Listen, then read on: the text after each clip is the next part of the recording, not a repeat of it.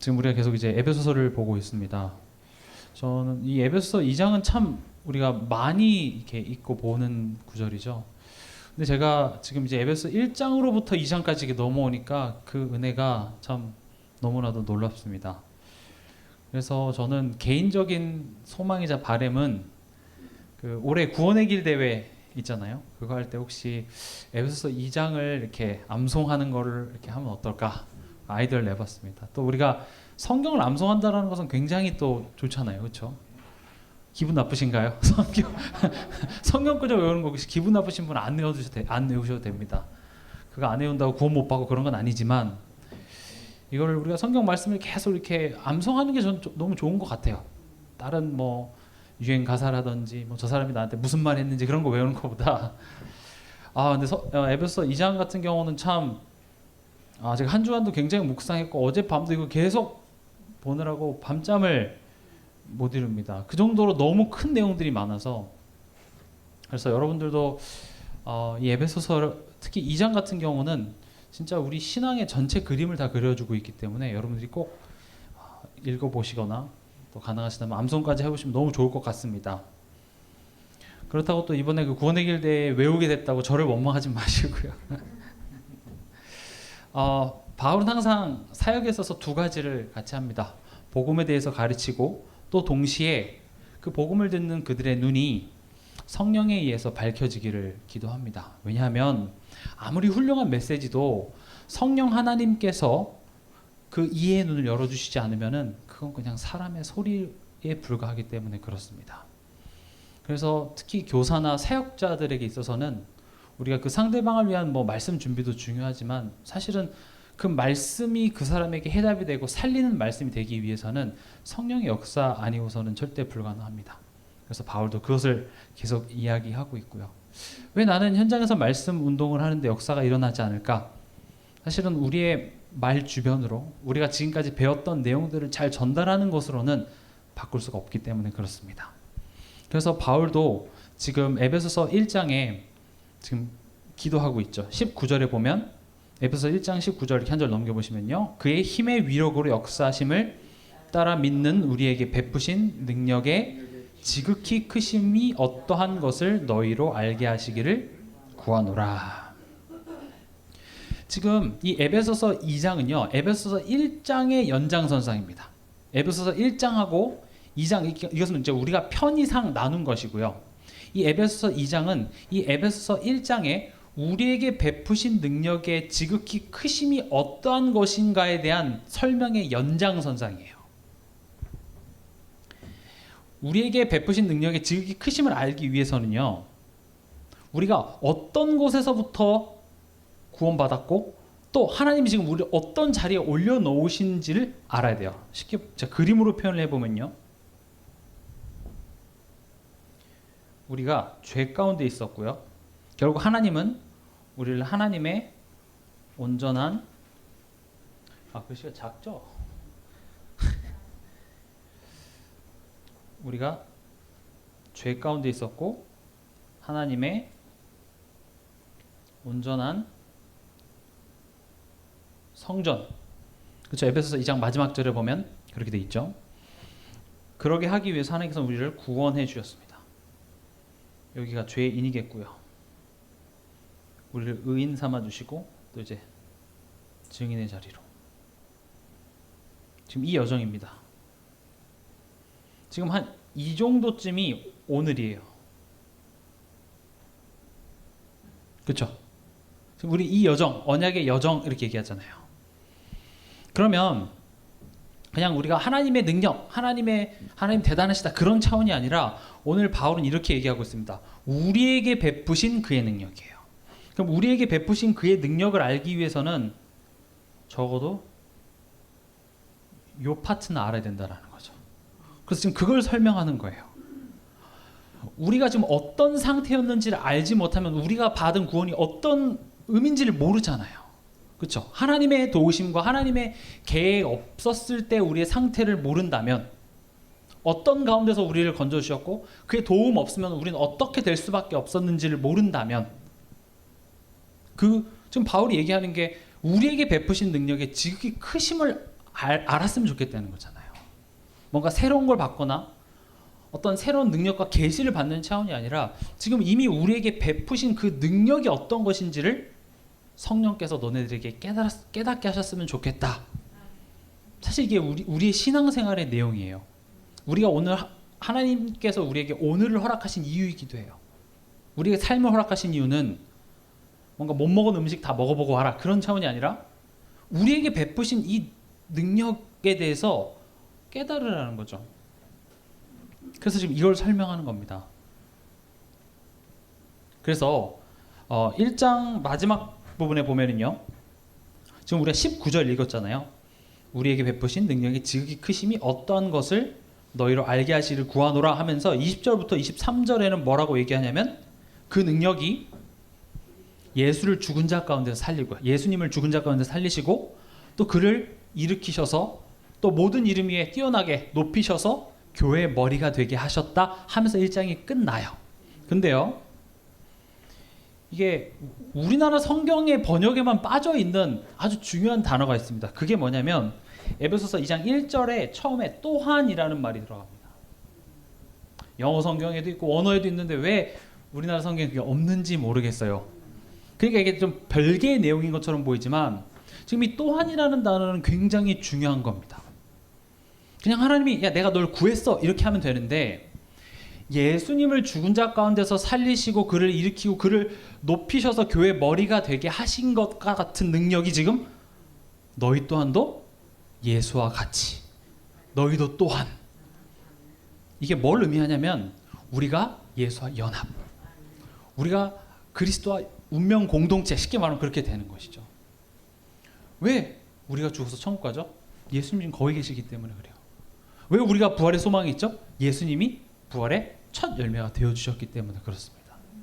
예수님이 가신 그 길을 우리 또한도 연합한 존재가 되어서 똑같이 그렇게 가게 하시겠다고 지금 병렬 구조로 얘기를 하는 거예요. 너에게 베푸신 그 큰 능력이 어떤 건 줄 아니? 예수님을 죽은 자 가운데서 살려서 모든 이름 위에 뛰어난 이름이 되게 하시고 그를 교회 머리 삼으신 그 능력이 동일하게 지금 너에게도 역사했다 이렇게 얘기하는 거죠. 우리 로마서 8장 11절 읽어볼게요. 성경이 이렇게 정리를 해주고 있습니다.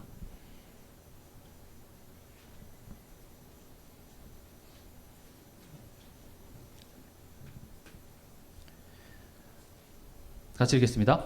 예수를 죽은 자 가운데서 살리신 이의 영이 너희 안에 거하시면 그리스도 예수를 죽은 자 가운데서 살리신 이가 너희 안에 거하시는 그의 영으로 말미암아 너희 죽을 몸도 살리시리라. 그냥 너 죽을 몸 살려줄게 이러면 되는데 거기다 굳이 뭘 지금 포함시켜요? 예수님의 죽으심과 부활하신 그 능력, 그 영을 지금 우리를 살리는 것과 지금 같이 지금 합쳐서 지금 설명을 하고 있다고요. 이걸 가지고 바울은 갈라디아서 2장 20절에 고백을 했고요. 이것 때문에 이따 뒤에서도 말씀드리겠지만 우리에게 이미 이루어졌다고 얘기하시는 거예요. 왜냐? 예수님이 이미 십자가에서 우리의 죄를 위해서 죽으시고 부활하셨잖아요. 그건 이미 이루어진 일이지만 그 예수님과 우리는 함께 연합된 존재이기 때문에 우린 여전히 또 죄에 흔들리기도 하고 사단에 속기도 하지만 이미 이루어졌다고 할 수 있는 이유가 그 예수 그리스도를 죽은 자 가운데서 살리신 그의 능력이 우리와 함께하고 있기 때문에 이렇게 얘기하는 것이죠. 그럼 보세요. 그럼 이렇게 됩니다. 또한 그는 허물과 죄로 죽었던 너희를 살리셨도다. 여기다 또한을 붙이는 순간 이 에베소서 1장 마지막 절에서부터 2장까지 그 한 흐름으로 보면 또 다르게 저는 되게 와닿았거든요. 그리고 또 원문에는요. 너희를 살리셨도다 이 단어 이 문장은 없어요. 왜냐하면 이게 그 뒤에 가서 5절에 그리스도와 함께 살리셨고에 나오는 한 문장인데 너무 길어지니까 살리셨고를 앞으로 붙였고 1절은 그냥 뭐라고 나왔냐면 너희는 허물과 죄 때문에 죽었었다 이렇게 돼 있는 거예요. 그러니까 안 살렸단 말이 아니라 뒤에 살렸다라는 말이 나오는데 이게 너무 뒤에 있으니까 1절만 읽으면 그냥 안 살렸나? 이렇게 할까봐 이제 이렇게 부드럽게 이렇게 뭐라 되죠? 번역할 때 좀 부드럽게 읽히기 위해서 죽었었다 이렇게 얘기를 하죠. 그래서 1절은 뭐라고 하냐면 또한 너희는 허물과 죄 때문에 또는 죄 안에서 죽었었다 이렇게 얘기하죠. 여기서 말하는 너희는 누구를 얘기하죠? 지금 이 성경을 읽는 에베소 교인, 또 그때 당시에 그 작은 그 교회들 성도들이 이제 돌아가면서 읽었겠죠. 그러니까 뭐 우리가 다 죄인인 걸 알지만 유대인들에게 있어서는 굉장히 충격적인 말인 거예요. 내가 죄인이라고? 이방인들이 죄인 아니에요? 근데 지금 뭐라고 얘기해요? 우리 다 허물과 죄 가운데 죽었었다 이렇게 얘기하죠. 거기에는 말하는 바울 자신도 포함되어져 있는 것입니다. 왜 지금 바울이 이런 이야기를 할까요? 우리에게 베푸신 그 능력, 하나님의 사랑이 얼마나 큰지 그걸 지금 설명하기 위해서 우리 인간이 죄에 빠져 있었다? 그게 어떤 것인지를 정확히 알아야 정말 이 죄 앞에서 우리는 아무것도 할 수 없는 존재이고 거기서 우리를 구원하신 그 은혜와 능력이 얼마나 큰지 알고 우리가 찬양하고 감사할 수 있기 때문에 지금 바울은 거기에 대해서 설명하는 것입니다. 여기서 죽음이라는 말은요, 영적인 죽음을 의미하겠죠. 왜 영적인 죽음일 수밖에 없죠? 2절에 보면 그때 너희는 그 가운데서 행한다는 건 살았다 이 말이거든요. 그러니까 육체적인 죽음이면 당연히 말이 안 되는 거고요. 영적인 죽음입니다. 또 이 죽음은요, 거의 죽어가는 죽음이 아니에요. 어떤 굉장히 치명적인 병에 걸려서 죽어가는 그런 죽음이 아니라 이 죽음은 생명이 없다라는 말입니다. 생명 없음 이거예요. 허물과 죄로 죽었었어 너희는. 생명 없음. 점점 죄에 물들어가서 죽음에 가까워지는 것이 아니라 죽은 상태, 생명 없음을 얘기합니다. 그럼 성경은 생명을 뭐라고 정의를 하는지를 보고 그 반대가 이제 죽은 상태겠죠. 우리 요한복음 17장 3절 보겠습니다. 오늘 강단 말씀에서도 영생에 대해서 얘기하셨기 때문에 요즘 워낙 이단 사입이 나는 신이다 요즘에 넷플릭스에서 나오고 그래서 정명석 요즘 난리죠. 그래서 영생교, 영생 이런 단어에 대해서 굉장히 좀 이상한데 성경은 영생을 뭐라고 정의하는지 요한복음 17장 3절에서 우리 한번 확인해 보도록 하겠습니다. 같이 읽겠습니다. 영생은 곧 유일하신 참 하나님과 그가 보내신 자 예수 그리스도를 아는 것이니이다. 지금 이 문장이 길지만 그냥 요점만 딱 떼서 보면 영생은 하나님을 아는 것이다 이렇게 되는 거겠죠. 근데 하나님을 안다는 게 이렇게 지식적으로 아는 차원이 아닙니다. 저는 개인적으로 김정은을 알아요. 근데 문제는 그는 저를 잘 몰라요. 그러니까 여기서 말하는 안다라는 것은 내가 위인전을 보고 뉴스를 보고 그 사람의 이력을 알아서 아는 그런 차원이 아니라 관계적인 것을 의미합니다. 그냥 하나님을 지식적으로 아는 차원이 아니라 그래서 하나님을 아는 것이다 라고 얘기 끝난 것이 아니라 어떤 하나님이요? 유일하신 참 하나님인데 그냥 그렇게 하늘에 있는 어떤 대단한 세력, 어떤 힘쯤이 아니라 나를 위해 예수 그리스도를 보내주신 하나님인 거죠. 이게 되게 중요해요. 예수님도 내 말을 듣고 또 나 보내신 이를 믿는 자 이렇게 얘기하죠. 성경에 가만히 찾아보세요. 다 그런 식으로 하나님을 꾸미고 있어요. 하나님을 안다? 유대인들도 하나님 알아요. 이슬람 애들도 하나님 알아요. 천주교에서도 하나님 알아요. 그러나 우리가 믿는 하나님이 그들과 믿는 하나님과 같은 것 같지만 완전히 다른 것이 우리는 어떤 하나님을 믿어요? 성삼위일체 하나님을 믿죠. 나를 위해 예수 그리스도를 보내주신 그 하나님. 나를 사랑하사 자기의 독생자를 우리에게 보내주셔서 누구든지 그를 믿는 자마다 멸망치 않고 영생을 얻게 하신 그 하나님을 우리는 알고 믿는다는 거죠. 그게 생명이에요. 그 하나님으로 내가 즐거워하는 것, 그 하나님을 감사하는 것, 그게 하나님을 안다, 관계적인 것이죠. 그럼 죽음이라는 건 여기에 반대말인 거예요. 뭐예요? 하나님 모르는 거예요. 지식적으로 모르는 게 아니라니까요. 훌륭한 지식인들 엄청 잘 알아요. 그 진화론을 쓴 찰스 다윈이 신학으로 박사까지 땄어요. 신학 박사, 신학 박사. 아마 여기 있는 우리들보다 성경에 대해서 훨씬 잘 알아요. 그 사람이 어떻게 됐어요? 진화론을 만들어냈습니다. 하나님을 우리보다 더 잘 알아요. 근데 그건 아는 게 아니라니까요. 그런 알을 의미하는 게 아니에요. 우리가 교회에서 뭐 10년, 20년 내가 평생 교회 다녔다고 해도 그런 알미 아니라 진짜 우리 삶 속에서 지금 이 하나님이 나의 하나님인 것을, 나의 좋으신 하나님인 것을 진짜로 체험하고 확인하고 아는 것, 그 관계를 얘기하는 거죠. 그래서 하나님께서는 성도에게 여리고성을 허락하시기도 하고 광야 그 기간을 통하여서 이스라엘 백성들이 그걸 몰랐을까요? 알았어요. 하나님 좋으신 하나님, 위대하신 하나님, 두렵고 떨리는 하나님, 뭐 다 알죠. 우리도 알잖아요, 좋으신 하나님. 근데 막상 내 삶 속에 어떤 문제와 갈등, 그 문제 왔을 때 적어도 그 상황 속에서 하나님이 여기에 뭔가 좋은 계획이, 지금 하나님 실수하신 것 같은데요? 라고 우린 지금 얘기하고 있는 거예요. 그러니까 그게 머리로만 알지 정말 하나님과의 그 관계 속에서 하나님을 알고 하나님을 즐거워하는 그런 관계가 되어지지 않는데, 그게 나의 어떤 믿음의 실력이 부족해서가 아니라 허물과 죄로 죽었었어, 이렇게 얘기하는 거예요. 그래서 내가 그래 좋으신 하나님이라고 내가 생각해야겠다 해서 되는 것이 아니라 다시 태어나야 되는 거예요. 관계가 깨진 건요, 어떻게 용서해서 결단해서 될 문제가 아니라니까요. 아예 근본이 바뀌어져야 돼요. 지금 오늘 말씀의 제목이 왜 오직 예수예요? 왜 예수를 보내서 굳이 십자가에서 예수님을 죽이시고 부활하셔야만 했는지, 그 이유를 바울은 우리에게 베푸신 능력의 지극히 크심을 설명하면서 우리에게 설명하는 거죠.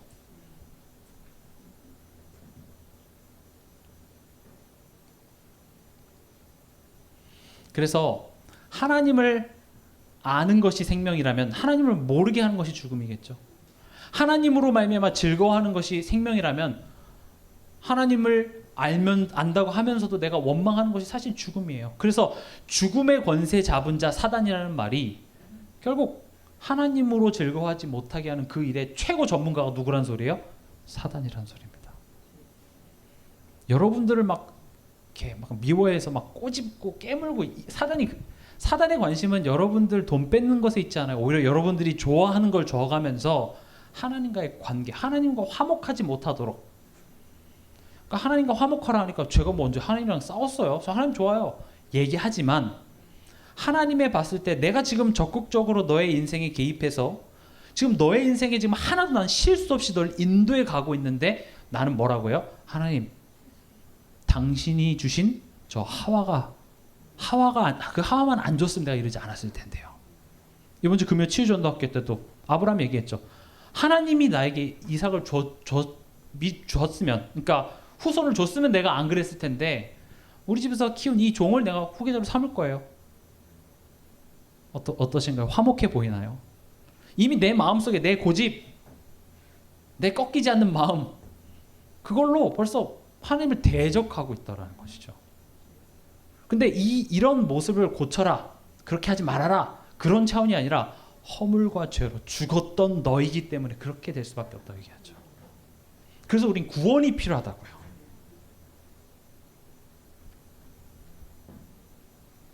에베소서 2장 2절에 보면 이제 허물과 죄로 죽은 그 죽은 자의 삶이 어떤지를 2절에 얘기하고 있습니다. 그때 너희는 그 가운데서 행하여, 성경에서 행하여라는 말이 나오면은 항상 살다 이렇게 번역하시면 됩니다. 그 가운데서 살았답니다. 어떤 상태요? 죽은 상태 속에서 살았다.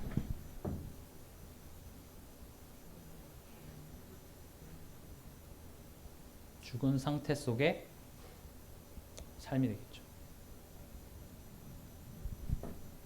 어떻게 살았답니까? 이 세상 풍조를 따르고 그랬습니다.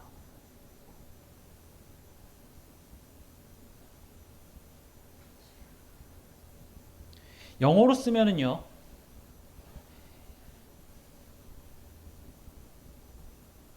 다시 말하면 이 세상의 방법이죠.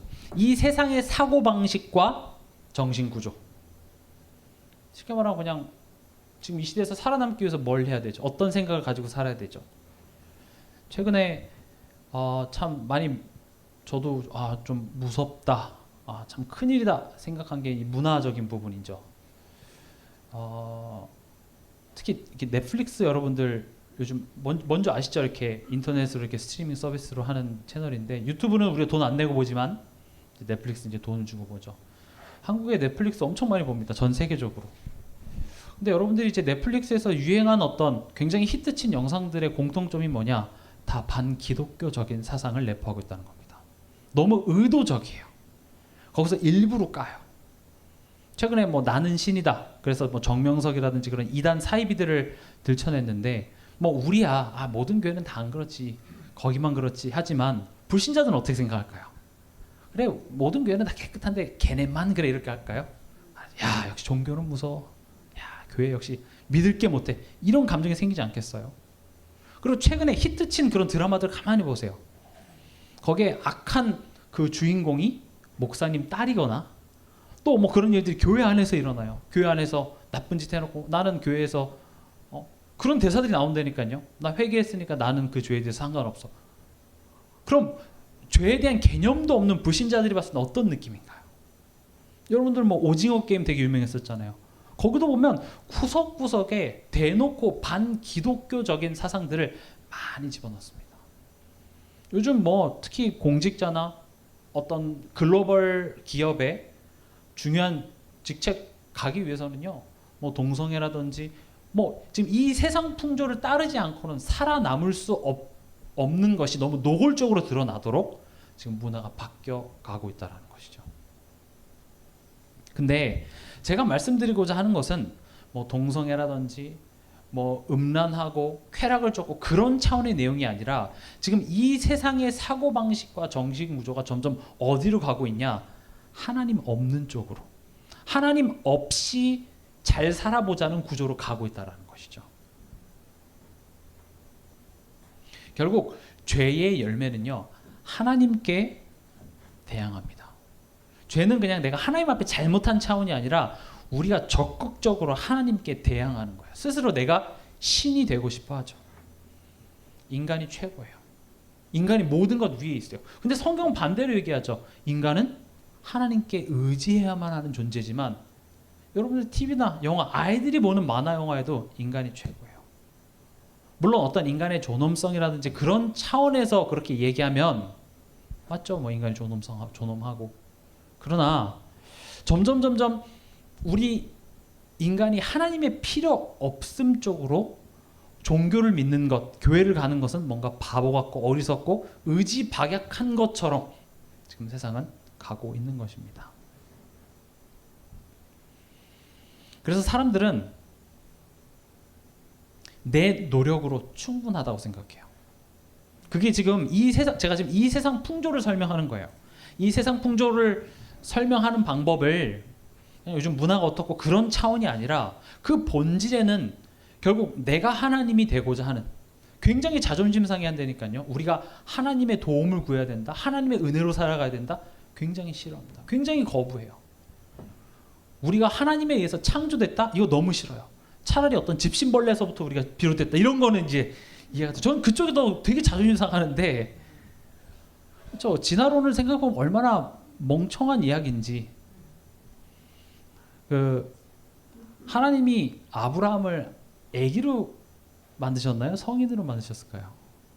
뭐 대부분 이렇게 우리가 이해하고 있기로 성인으로 만드셨죠. 그러니까 바로 이제 이름도 지었고, 동식물도 이름도 지었고, 또 바로 하와도 좀 1살짜리한테 이렇게 갈비뼈를 떼갖고 하와를 주진 않았겠죠. 그럼 뭐 대충 아담이 뭐 한 20살 정도 됐다고 칩시다. 만약에 어제 하나님이 아담을 20살짜리를 창조했어요. 근데 이제 진화론 학자가 딱 와서 뭐라고 생각했을까요? 한 20년 전에 창조했구나, 이렇게 되죠. 하나님이 지금 지구의 나이를 몇 억 년이라고 보잖아요. 근데 하나님이 그렇게 창조했는데 그 하나님을 빼놓고 생각하니까 이게 몇십억 년이 되는 거예요. 이해가시나요? 지금 어떻게든지 간에 하나님이 거기에 들어가는 게 너무 자존심 상하는 거예요. 그래서 하나님만큼은 없애고 뭔가 세상을 이해해 보려고 하고 하나님만큼은 없애서 뭔가 이렇게 내 삶을 보려고 하니까 이게 답이 안 나오는 거죠.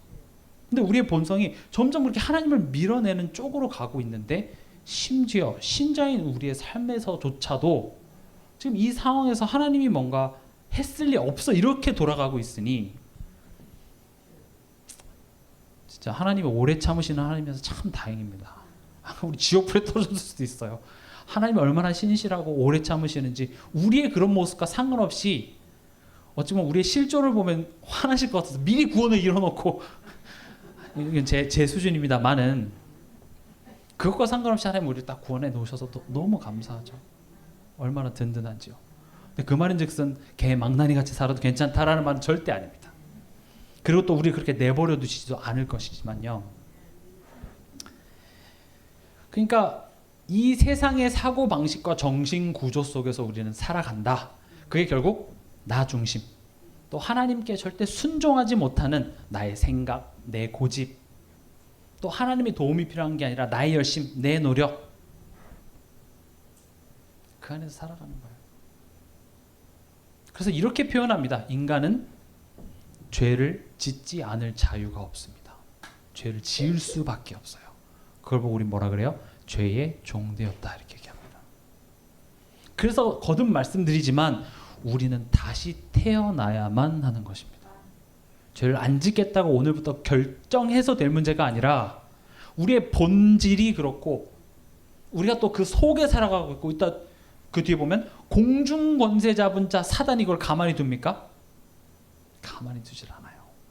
그래서 다시 태어나야 되고 새로운 본성을 가져야만 하는 것입니다. 이 필요성을 알고 예수 그리스도의 십자가를 보자는 거죠. 놀라운 비밀이 들어있습니다. 그래서 바울은 항상 이 은혜를 얘기하기 전에 베드로도 마찬가지고 사도들이 뭘로 시작해요? 찬송하리로다. 은혜를 얘기하기 전에 벌써 번일이 그 생각에 감동이 돼가지고 감사합니다.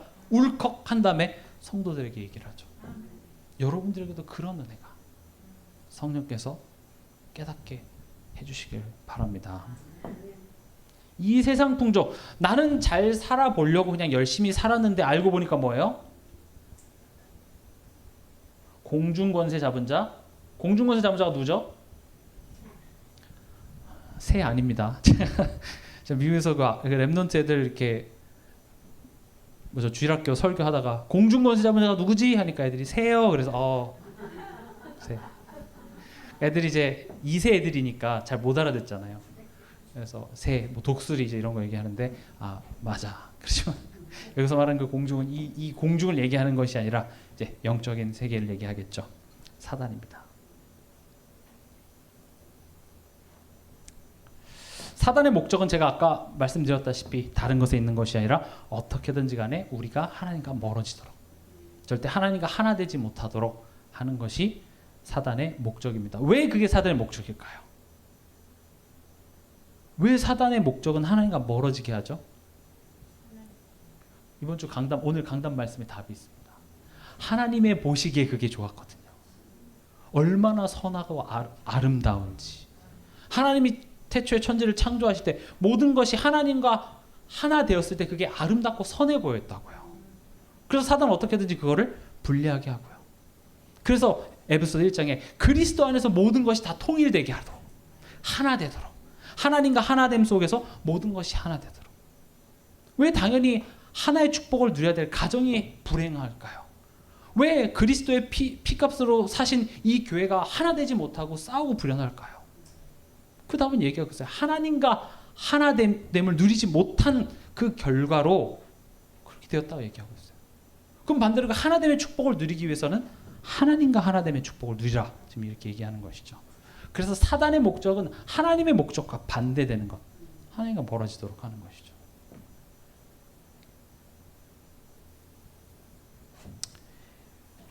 에베소서 2장 3절에 보면 전에는 우리도 다 그 가운데서 우리 육체의 욕심을 따라 지내며 육체와 마음에 원하는 것을 하여 다른 이들과 같이 본질상 진노의 자녀였더니. 그래서 본질상입니다. 그러니까 우리의 본질상 이거를 뭐라고 표현하면 좋냐면 나면서부터 태어나면서 죄인으로 태어나는 것이죠. 우리는 이게 되게 당연하게 알고 있지만 세상은 어떻게 이해하고 있냐? 우리 인간은 중간에 있는 존재로 태어났다고 생각을 해요. 예를 들어서 뭔가 연쇄살인범이라든지 무슨 이렇게 범죄를 저지른 사람들 어떤 눈으로 보냐? 뭔가 후천적으로 안 좋은 가정에서 태어났고, 그렇죠? 뭔가 어떤 외부적인 환경에 의해서 자라면서 나빠졌다 이렇게 생각해요. 중간지대에 태어나서 그래서 좋은 영향을 많이 받고 자라면 사람이 선해지고 나쁜 영향을 받고 자라면 나빠지고 이런 개념으로 생각한다는 거죠. 근데 지금 에베소 2장 3절은 뭐래요? 본질상 나면서부터래요. 그리고 또 뭐래요? 우리도 다. 여기서 우리도 다는 여기서 우리는 뭘 이해해요? 유대인을 의미해요. 유대인 이방인뿐만 아니라 유대인도 마찬가지라는 거예요. 사마리아 새끼들만 사단 새끼들이 아니라 할례 받지 못한 새끼들만 나쁜 새끼들이 아니라 우리도 다예요. 그래서 로마 3장 23절에 모든 사람이 죄를 범하였으며. 그래서 인간에게 있어서는 구원의 소망이 없는 거예요. 모든 사람이 죄인이기 때문에. 그리고 여기 보면 육체라는 단어가 2번 나옵니다. 우리 육체의 욕심을 따라 지내며 육체와 마음에 원하는 것을 하여. 이 육체는 같은 단어지만 의미가 다릅니다. 첫 번째 육체는 뭐냐? 영어로 한번 써볼게요. 육체는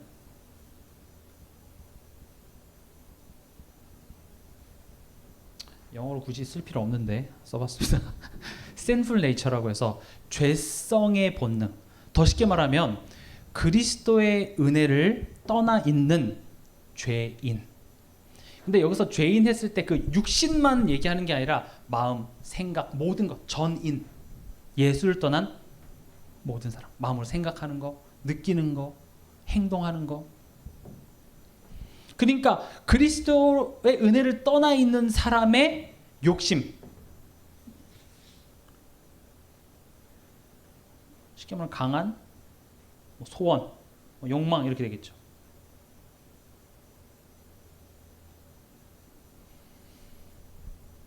그 은혜 밖에 있는 사람이 뭘 원하겠습니까? 뭘 그렇게 강하게 원하죠? 결국 내가 주인 된 삶이에요. 내가 하나님 되겠다는 거예요. 내가 신이다 이렇게 정명석 같이 그렇게 하진 않겠지만 그냥 내가 내 인생을 열심히 살아서 내가 뭔가를 이루고자 하는. 그리고 두 번째 나오는 그 육체는 뭘 의미하냐? 진짜 우리 말은 이 육신이죠. 마음, 육신 이렇게. 그래서 쾌락, 육체의 정욕 이런 것들을 따르게 됐다. 얘기를 하는 것이죠.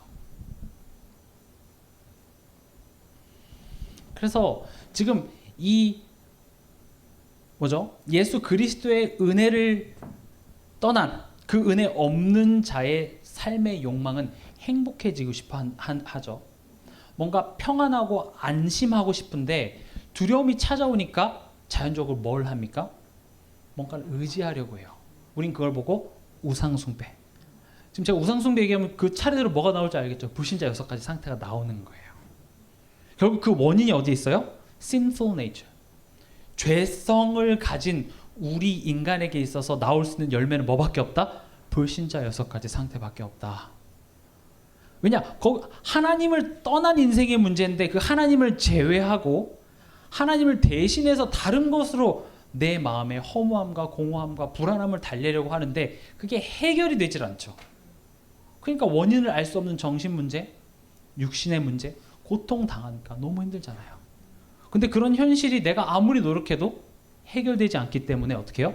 그냥 이 순간을 잊게 하고 이 복잡한 상황 속에서 나를 좀 이렇게 도망가게 할 그런 것들을 찾는데 우린 그걸 쾌락이라고 불러요.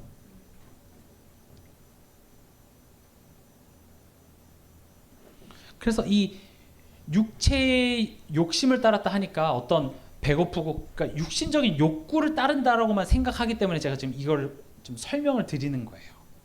이걸 잘못 해석한 중세시대 수도사들은 금욕 생활을 했죠. 금욕 생활을 하면 여기서 해결할 수 있을까요? 그런 내용이 아니에요. 여기도 보면 sinful nature. 이게 어떤 육체 욕망이 아니라 하나님 없는 인생의 모든 전인 걸 얘기하는 것이죠. 그래서 이 육체의 욕심, 즉 죄성으로부터 벗어나는 유일한 길은요, 예수 그리스도밖에 없습니다. 예수 그리스도의 십자가로 말미암아 우리가 다시 태어나는 길밖에 없다라는 것입니다. 그게 하나님의 능력이래요. 그게 우리에게 베푸신 그 은혜의 지극히 크심이라고 얘기를 하고 있습니다. 이건 어떤 이방인들의 이야기가 아니라 우리의 이야기라고 지금 얘기를 하고 있죠. 3절에 다른 이들과 같이 본질상 진노의 자녀였다니. 우리 본질이 쉽게 말하면 하나님을 진노케 한다는 거죠. 가만히 있어도 존재 자체가 쉽게 말하면 하나님 열받게 하는 거예요. 자 보이시죠?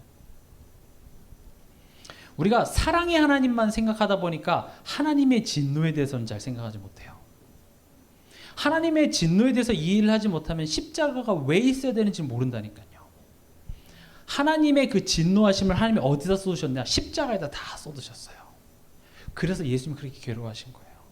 죄에 대한 하나님의 진노를 누가 담당하셨어요? 예수 그리스도께서 십자가에서 담당하셨다고요. 그래서 예수님은 사랑의 하나님이시면 동시에 공의의 하나님이십니다. 우리의 죄에 대한 죄를 참지 않으세요. 하나님께서는 죄에 대해서 진노하십니다. 근데 그 진노를 하나님 누구에게 담당케 하셨어요? 예수께 담당케 하셨죠. 그래서 십자가 그렇게 고통스러웠던 거예요. 아버지요, 할 수만 있거든 이 잔을 내게서 옮겨달라는 거죠. 그 죄에 대한 진노를 예수님이 다 십자가에서 감당하시고 그걸 우리가 져야 될 거예요. 그러니까 우리의 죄 문제가 그냥 내가 교회 가고 예수 믿습니다 그래서 될 차원이 아니에요.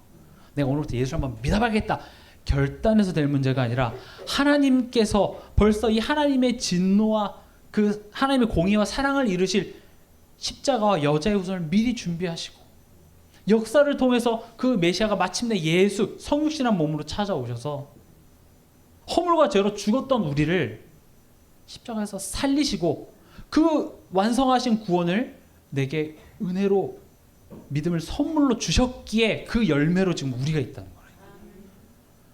제가 말을 잘못해서 참 죄송합니다. 바울쯤 됐으면 참 잘했을 텐데. 그러니까 좀 공감을 가요. 아, 이걸 어떻게 표현하나. 뭐 감사하리로다, 찬송하리로다 그렇게밖에 말을 못해요. 기가 막혀가지고. 4절입니다. 여기도 보면 좀 안타까운 게 이 4절 앞에 또 이게 하나가 빠졌어요. 그게 뭐냐? 그러나입니다. 반전이죠, 반전. 본질상 진노의 자녀이었더니 그러나 긍휼이 아이고 꺼졌네요. 타이밍이 말로 하라는 소리인 줄 알겠습니다. 4절에 그러나 긍휼이 풍성하신 하나님이 우리를 사랑하신 그 큰 사랑을 인하여 허물로 죽은 우리를 그리스도와 함께 살리셨고 너희는 은혜로 구원을 받은 것이라. 그러나 사랑입니다. 이 반전이 우리 안에서 이루어진 것이죠. 저는 이 그러나가 왜 빠졌는지 참 궁금해요. 그러나라고 굳이 안 해도 우리는 그 반전이 우리 안에 이루어졌음을 알고 있죠. 근데 여기서 참 재밌는 건 뭐냐?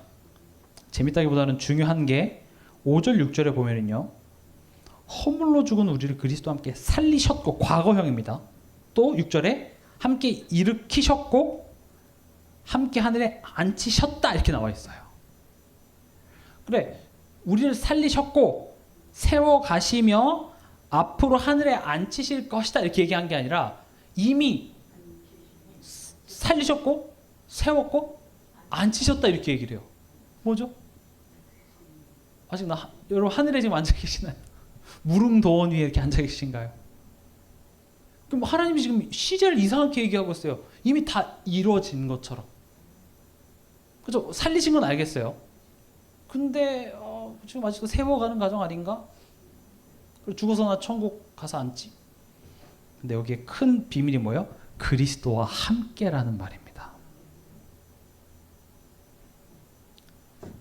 우리에게는 아직 일어나지 않은 일이지만 우리가 예수님과 연합되었기 때문에 그렇죠? 예수님이 죽으셨고 예수님을 살리시고 세우시고 하늘에 앉히신 그 과정은 우리 연합된 우리에게도 일어난 것과 같다라는 것이죠. 이걸 보고 시공간을 초월한 성삼위 하나님의 역사입니다. 다 이루었다. 누가 얘기할 수 있어요? 하나님만 얘기할 수 있습니다. 예수님께서 우리와 함께의 비밀을 얘기하려면 한도 끝도 없지만 지금 계속 이번 그 강단의 흐름들이 이게 하나, 연합 그 얘기를 하고 있죠. 우리는 그리스도와 연합, 그리스도와 공동체를 이룸 속에서 이미 우리는 승리한 것입니다. 내가 점점 하나님의 자녀가 되어가는 것이 아니라 이미 된 거예요. 이미 내 안에 생명이 들어온 거예요. 내 본질이 아예 바뀌었다고요. 지금 우리가 뭐 여정을 가야 된다라는 말은 생명을 얻어가는 과정이 아니라 이미 얻었는데 그럴 필요 없이 자꾸 돌아가니까 정신 차려. 아빠를 아빠로 누려. 그거지. 우리가 뭔가 생명을 더 얻기 위해서, 그렇죠? 그 구원을 더 완벽하기 위해서가 아니라 이미 지금 성경은 이미 내가 너를 살렸고 세웠으며 하늘에 앉혔다 얘기했어요. 그 말인즉슨 우리 앞으로 죄 한 번도 안 짓고 사단에게 한 번도 안 속을 거다 그런 이야기가 아니에요. 여전히 연약하고 부족하지만 하나님은 우리와 예수님을 하나로 묶어서 예수님을 그 첫 열매로 죽으시고 부활하셔서 하늘 보좌 우편에 앉히신 것처럼 또 더 여기서 말하면 예수님을 교회 머리 되게 하신 것처럼 그래서 그를 통해서 그 은혜의 풍성함을 나타내신 것처럼 우리 또한 그 길을 가는 거예요. 누군지 나를 따르려면 자기를 부인하고 제 십자가를 지라는 말이 고생 좀 해야 돼. 그런 차원의 내용이 아니라 우린 예수님과 하나가 돼서 지금 그 길을 가는 거예요. 우린 반드시 천국 갈 소망이 있습니다. 왜요? 예수님이 지금 하늘에 계시잖아요. 보좌편에 계시잖아요. 우린 반드시 부활할 겁니다. 왜요? 예수님이 부활하셨잖아요. 왜 우리가 하나님 앞에 의롭다고 할 수 있죠? 예수님이 십자가에서 나를 위해서 죽으셨잖아요. 그게 나와 상관이 있다는 거예요. 은혜가 놀랍지 않습니까? 지금 예수님이 예수 그리스도를 이 땅에 보내셔서 하늘에 올리신 그 과정과 우리의 인생을 지금 같이 포개서 보고 있다. 저는 너무 소름이 돋더라고요. 그래. 그럼 예수가 망하지 않는 한 우리는 망함이 없는 거예요. 예수님이 죽거나 예수가 실패하거나 예수님이 거짓말이 아닌 이상은 우리 인생에 실패란 있을 수 없다는 거죠. 그 길을 우리는 지금 가고 있는 것입니다. 할 말은 많지만 뭘 좀 말씀드리고자 하냐면 그의 힘의 위력으로 역사하심을 따라 믿는 우리에게 베푸신 능력의 지극히 크심이 어떠한 것을 너희로 알게 하시기를 구하노라. 이것을 알아감 속에서 세상을 이길 힘이 나오는 것입니다. 이 속에서 우겨싸임을 당하고 억울함을 당하고 나를 모함하는 그런 상황 속에서도 우리가 기뻐하고 감사할 수 있는 힘이 여기서 나옵니다. 이게 하나님의 마음이자 우리에겐 능력이 되는 것입니다. 이것을 기억하시면서 한 주간도 승리하는 그런 한 주간 되시기 바랍니다.